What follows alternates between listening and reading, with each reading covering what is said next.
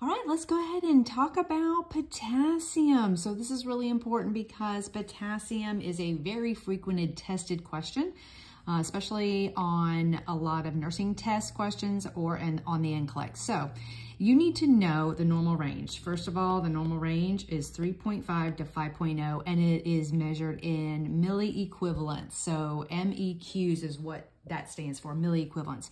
So what's really cool is that you see how low this number is. 98% of the potassium is found in the cells.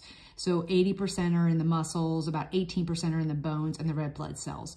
Inversely, sodium and potassium are inversely related. That's why when I draw your blood and I draw it from your serum bloodstream, that your sodium levels are at a higher number. So it runs around 135 to 145, where potassium is a smaller number because most of it wants to live in the cell, not in the plasma.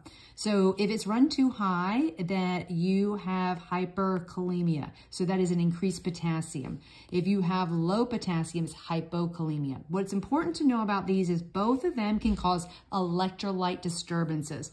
So EKG problems here on both problems. And really you want to know that hyperkalemia, very high potassium, causes peak T waves. So this T wave right here will be elevated, where over here, ST segment depression is known for hypokalemia, so decreased. Now, hyperkalemia, you're gonna have a lot of electrical dysrhythmias as well, and it is very important that you know that you could go into VFib or VTAC. So this one, what happens if your potassium runs high? You typically see what's called premature ventricular contractions, PVCs. So that is what leads into 3 PVCs is considered a run of VTAC. So you need to go check your electrolytes if you're having electrical disturbances.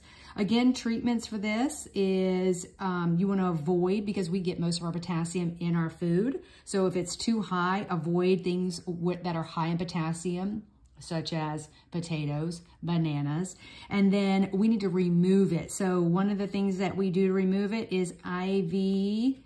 We can give them Lasix. So we can give them a diuretic and that we can remove it, because if you look up here, 90% of our potassium is excreted in the kidneys. However, if your patient is a dialysis patient or a renal patient, you're gonna need some hemodialysis because you're not gonna be able to filter that out, and dialysis is the only way to remove the potassium because diuretics won't work. Now, if your potassium is too low potassium, you need to eat some foods rich in potassium, like I just said, or you can give IV potassium. Now, if you give IV potassium, there's a few things you need to know. Never bolus it. You can never push it IV. You will kill them. This will cause electrical disturbances and stop the heart. You always have to use a pump, and dilute it. It hurts. It hurts really bad. Can't explain why this is so irritating to the vein, but when people say it hurts, it does. Well, I hope that makes sense and you learned a little bit about fluid and electrolytes and potassium. Have a good day.